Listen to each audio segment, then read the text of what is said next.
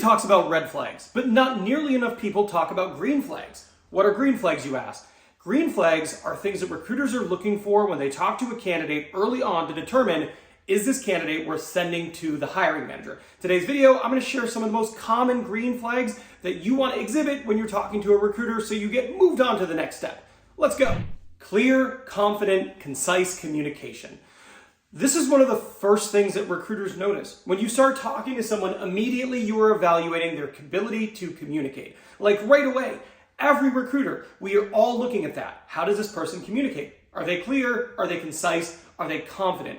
These are things that come across immediately, and they are really important when you're talking about moving people on to the next step. Additionally, recruiters will recruit in spaces they don't have a ton of knowledge on. I recruited for a ton of IT roles, but I really don't know the difference between C++, C#, or a CNC machine.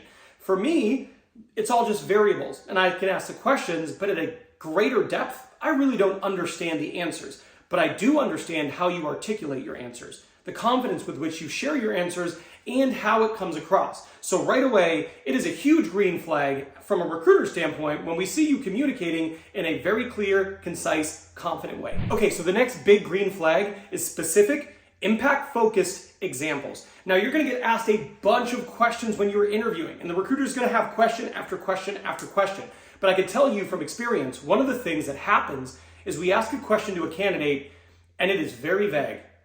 They give us an answer, but it's not really specific. It doesn't always 100% answer the question, and it's really vague. But it stands out tremendously when you give a specific example, and you talk about the impact. I did this for this period of time. I added this strategy, and because of that, it improved this percentage, which led to a cost savings of blank.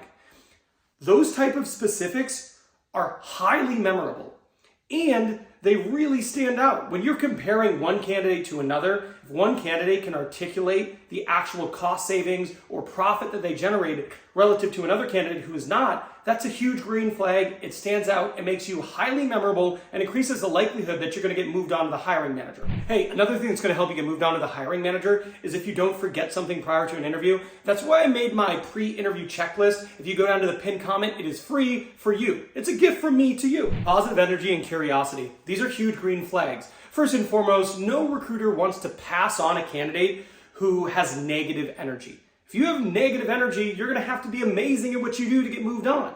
Because hiring managers are going to be like, this was a very negative candidate. I don't think they'd be a good teammate, and I certainly don't want them poisoning the culture I've worked hard to create. So positive energy is really huge. That's very important. But curiosity is also something that stands out. When you ask questions with genuine curiosity, say the recruiter says something, and then you ask them a question specifically about the thing they shared with you, and there's genuine interest there, and it is like a smart question, that stands out. These are immediate green flags that are going to help you move on. Hey, if you like this video so far, hit that like button. It helps my channel a ton. Self-awareness and humility. When was the last time you went into an interview and said, you know what, I'm going to make sure I show self-awareness and humility? Probably never. However, recruiters really value this. Just saying the sentence, one thing I've been working on is blank.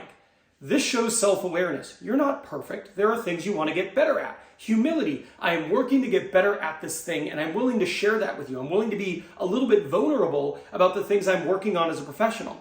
That statement isn't weakening at all. In fact, it makes you look like an amazing candidate, so I highly encourage you to use it. The next thing I'm going to talk about is the ownership mindset. The top candidates, they don't just talk about the tasks they do on a daily basis as if I was told to do this, I was told to do this, then my manager wanted me to do this. They talk about their tasks as if they are their tasks, their initiatives, their things that they want to accomplish. Saying the sentence, I saw there were some inefficiencies, so I took the lead on improving a process to make it more efficient, is powerful. That makes you seem like the type of candidate who doesn't need to be led around, doesn't need their hand held, but instead is more than willing to take the initiative to make things better in their organization. There isn't a single hiring manager alive who doesn't want a candidate who's capable of doing that from time to time. So showing that in the interview, huge green flag. Now, what if you do all those things and they say to you, we'll be in touch? Do you ever wonder what that means? It can actually mean a lot of things, but I made this video here so you know exactly what those things are. So I'm done here, but I'll see you over there.